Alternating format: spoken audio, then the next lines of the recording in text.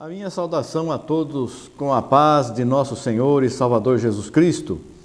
Estou aqui em nome de Jesus, na direção do Espírito Santo, para entregar aos irmãos, a todos que nos assistem e ouvem neste dia, a mensagem de Deus para os nossos corações. Vamos hoje examinar a palavra de Deus no livro de a primeira carta de João, no capítulo 1, do versículo 1 ao versículo 10, do 1 ao 10, a palavra diz: o que era desde o princípio, o que ouvimos, o que vimos com os nossos olhos, o que temos contemplado, e as nossas mãos tocaram da palavra da vida, porque a vida foi manifestada e nós a vimos e testificamos dela, e vos anunciamos a vida eterna que estava com o Pai e nos foi manifestada. O que vimos e ouvimos, isso vos anunciamos, para que também tenhais comunhão conosco, e a nossa comunhão é com o Pai e com seu Filho Jesus Cristo. Estas coisas vos escrevemos para que o vosso gozo se cumpra. E esta é a mensagem que dele ouvimos e vos anunciamos, que Deus é luz, e não há nele treva nenhuma. Se dissermos que temos comunhão com ele e andarmos nas trevas, mentimos e não praticamos a verdade. Mas se andarmos na luz como ele na luz está, temos comunhão uns com os outros, e o sangue de Jesus Cristo, seu Filho, nos purifica de todo o pecado. Então veja aqui, nós, até aqui no versículo 7, diz aqui que o que era desde o princípio, o que ouvimos, o que vimos, o que tocamos, o que vimos e ouvimos, vos anunciamos, que é a comunhão com o Pai e com Jesus Cristo, que é desde o princípio. Como Jesus não é desde o princípio, a carne nasceu há 2000 anos, um pouco mais. Então nós começamos a entender aqui que aquela palavra que diz assim que tudo foi criado por Ele, para Ele, através dEle, e sem Ele nada do que foi feito se fez, está aqui também confirmando que é Jesus Cristo, tudo foi feito por Cristo, que é a luz. Deus usou de seu Filho para vir habitar entre os homens. Deus não deixou o céu e nem transformou em homem. Deus é Deus, eternamente, não tem começo de vida, nem fim de vida, nem começo nem fim, é todo poderoso, criou os céus e a terra. Ele não vai se transformar num ser humano, ele não tem condição de fazer isso, porque somos apenas criaturas dele, o justo apenas se salva. Então ele deixou que viesse o filho, viesse um homem aqui e que fosse filho dele. Tanto é que nasceu de uma mulher sem contato com um homem, ele nasceu por obra do Espírito Santo, como o próprio anjo disse a Maria, que aquilo que estava gerado nela era do Espírito Santo. O Espírito Santo é Deus, Deus é Espírito e é Santo. Aquilo que estava sendo gerado era obra do pai daquela criança que ia nascer. Então Deus se tornou pai, ninguém é pai sem filho, e filho tem que nascer. Então o que aconteceu? O Senhor Jesus também orou. Deus fez que aquela mulher engravidasse, o pai fez com que aquela mulher engravidasse para que tivesse um filho dele. Aí ele se tornou pai. Antes não era pai, antes era Deus eterno, o Javé, o Jeová, o eterno, o eu sou.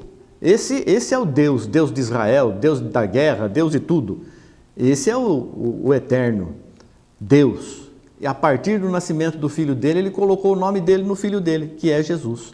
Então, a partir do nascimento de Cristo, que significa ungido, a partir do nascimento daquele que foi ungido por Deus, do homem que foi ungido por Deus, o unigênito de Deus, os apóstolos viram e estão dando testemunho. Esse é o que era desde o princípio lá.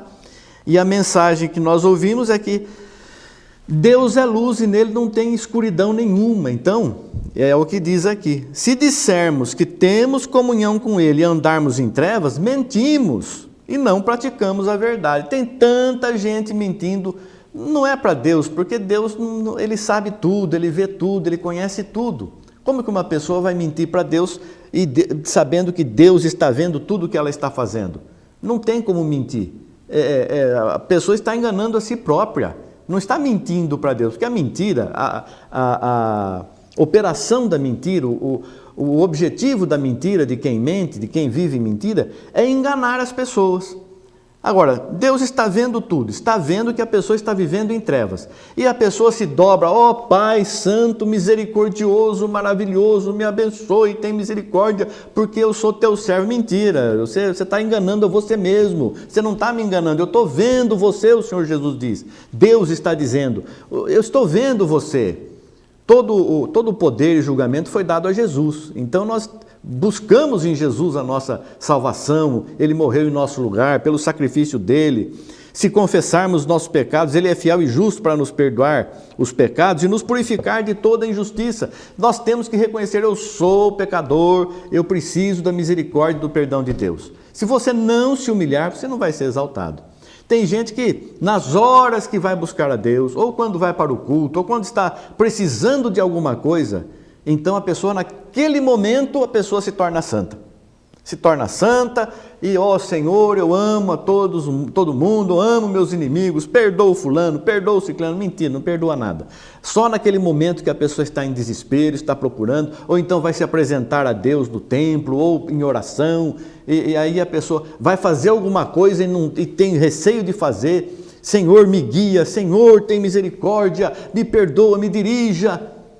E aí a pessoa ficou santa naquele momento só. Passou daquele momento, passou daquela tribulação, passou aquele momento de luta, de angústia, a pessoa continua sendo o que ela é: treva, somente trevas. Fica olhando as coisas erradas, desejando as coisas erradas, falando mal de todo mundo, desejando o mal para todo mundo, fazendo o mal para todo mundo, falando mentiras, querendo enganar as pessoas, praticando somente obras da carne, porque já passou aquele momento que precisava de Deus. Passou aquele momento, mas o que a palavra nos diz aqui? Se dissermos que não pecamos, fazemos-lo mentiroso e a sua palavra, diz aqui: mas se andarmos na luz, como ele na luz está, temos comunhão uns com os outros. Mas se dissermos que temos comunhão com ele e andarmos em trevas, mentimos e não praticamos a verdade. Quer dizer, será que alguém consegue enganar a Deus? Não consegue, não tem como. Deus sabe tudo, conhece tudo, ele é onipresente, ele está em todos os lugares, em todos os instantes, vendo tudo o que acontece na face da terra, em todo lugar. Deus conhece o teu coração, Deus conhece a tua vida, Deus conhece o que você está escondendo de todo mundo e até de você mesmo. Você esconde às vezes, você não quer reconhecer que você é um pecador, que você é uma pessoa que anda em trevas, que você é uma pessoa que deseja o mal, que você é uma pessoa que sente imenso prazer em pecar. Você está enganando a você mesmo. Porque o Senhor, Deus, também está vendo, tanto o Pai quanto o Filho, porque a palavra diz aqui, temos comunhão, e a nossa comunhão é com o Pai e com o Filho, e com seu Filho Jesus Cristo. E com o Espírito Santo, não tem comunhão não? Tem comunhão, é claro, porque o Espírito Santo é o Pai. Como uma pessoa pode ter comunhão com o Pai e com seu Filho Jesus Cristo e não ter comunhão com o Espírito Santo? Tem comunhão com o Pai, que é Espírito Santo, com o seu Filho Jesus Cristo, porque o Pai é um, o Filho é outro. O Pai é Espírito, o Filho é carne. O Pai é Deus, o Espírito é Filho de Deus, como nós também somos filhos de Deus, filhos adotivos, porque recebemos o nome do nosso Pai celestial quando nascemos, que é Jesus. Por isso que é necessário receber o batismo em nome de Jesus Cristo. Se você entende isso, você tem que receber esse batismo. Você não pode se enganar: não, tá bom assim e tá bom desse jeito, porque na igreja que eu vou o pastor é muito bom. Não, melhor não tem bom. O próprio Senhor Jesus falou: por que você está me chamando de bom? Só tem um que é bom, que é Deus, que é o Pai. Por que você me chama de bom? Não tem bom, não tem quem seja bom, só o Pai que é bom. Então nós não temos que pensar que aquele homem, aquela mulher, seja quem for, que está na frente de um trabalho, a palavra condena a mulher ensinar. Ela não pode ensinar nem o marido, quanto mais o corpo da igreja, que é a noiva do Senhor. Então nós temos que cumprir a palavra de Deus. Mas quando a pessoa está cega, como você vai exigir de um cego, vai pedir para um cego te guiar?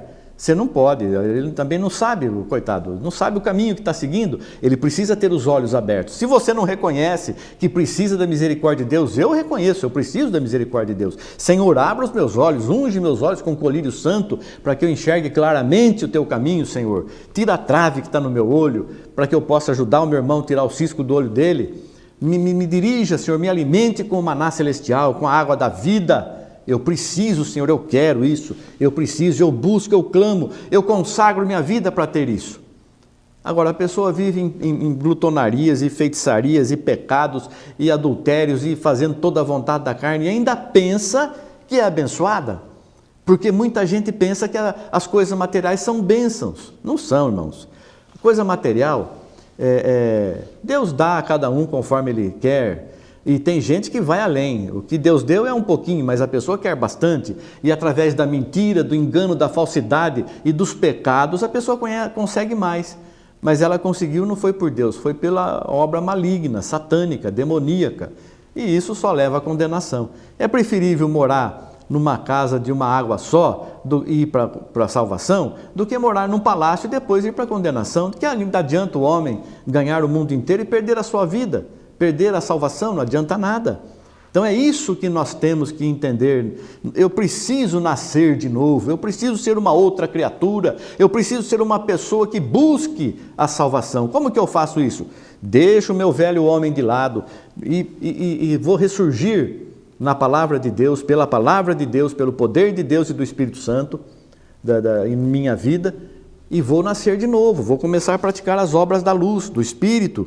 Se dissermos que não temos pecado, enganamos a nós mesmos. O versículo 8 a 10. Se dissermos que não temos pecado, enganamo-nos a nós mesmos. E não há verdade em nós. Por quê? Porque nós somos pecadores.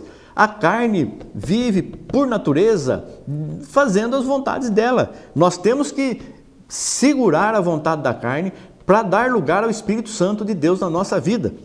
Se confessarmos os nossos pecados, Ele é fiel e justo para nos perdoar os pecados e nos purificar de toda a injustiça. Então eu confesso, eu quero ter os meus pecados perdoados. Então primeiro eu tenho que confessar a Deus. Pai eterno, santo, amoroso, eu venho a Ti. Eu sou uma pessoa pecadora, eu venho a Ti para confessar meus pecados. Eu tenho feito isso, pensado isso, desejado aquilo, e eu tenho feito tantas... Aí eu vou confessar tudo que eu tenho feito a Deus. Não adianta confessar lá para o ministro, seja quem for, e a pessoa dizer, pode ir em paz, os teus pecados estão perdoados. Não. Se confessarmos nossos pecados, Ele é fiel e justo para perdoar. Quem vai perdoar? É Deus. Eu tenho que confessar para Deus. Se eu ofendi alguém, eu tenho que me humilhar para aquela pessoa que eu ofendi. Irmão, irmã, eu quero pedir perdão para você, porque eu falei uma coisa que te entristeceu. Eu fiz uma coisa que te entristeceu e eu pequei contra você. Me perdoe. Está perdoado. A pessoa perdoou? Está perdoado. E se a pessoa não perdoar, pastor? Se a pessoa não perdoar, você está perdoado da mesma forma, porque você se humilhou perante a pessoa. Mas se retermos os pecados, eles serão retidos. Se retermos os pecados, mas isso não é desse jeito não. Se retermos os pecados das pessoas que pecarem contra nós ou contra o Espírito Santo, nós temos poder para perdoar a pessoa, inclusive de fazer a pessoa nascer de novo, batizando a pessoa em nome de Jesus. Temos condição de lançar a pessoa fora, mas depois de religar nós não temos não. Não existe religação. Existe sim, ligados em Deus. Nós podemos ligar ou desligar, mas religar nós não temos mais esse poder. Se dissermos que não pecamos, fazemos-lo mentiroso e a sua palavra não está em nós. Muitas pessoas, não, eu não peco não, eu sou santo, eu faço tudo o que Deus manda. Não tem verdade nessa pessoa não.